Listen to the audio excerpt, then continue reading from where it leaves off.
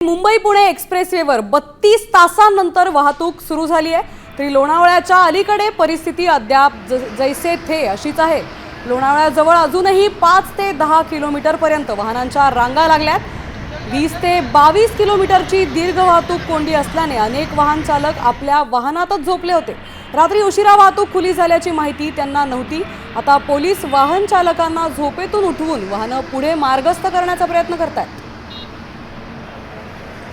आता टँकर हटवलाय, मात्र लोणावळ्याच्या अलीकडे वाहतूक कोंडी कायम आहे। रात्री प्रवास सुरू झालाय, वाहतूक सुटली आहे ही माहिती वाहन चालकांना नसल्याने ते वाहनांमध्येच झोपलेत। त्यांना उठवून आता वाहन आपले प्रतिनिधी दिलीप कांबळे आपल्या सोबत जोडले गेले। काय परिस्थिती आहे लोणावळ्याच्या अलीकडे? अजून वाहतूक कोंडी जैसे थे अशीच आहे। परवाला जो आडोशी बोगद्याच्या तिथे जो टँकर पलटी झाला होता, त्याच्यानंतर काल दिवसभर जे आहे ते मोठ्या प्रमाणात जुने मुंबई पुणे हायवे असेल किंवा एक्सप्रेस हायवेवर मोठ्या प्रमाणात ट्रॅफिक जाम झाली होती।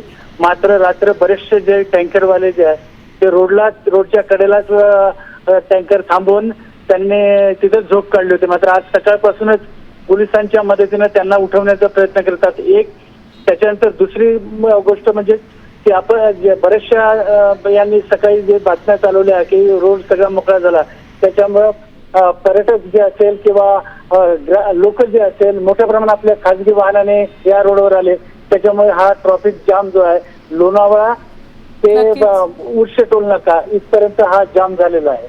नक्कीच दिलीप, धन्यवाद आपण दिलेल्या सविस्तर माहितीबद्दल। आता वाहतूक कोंडी अजूनही कायम असल्याचं दिसतंय।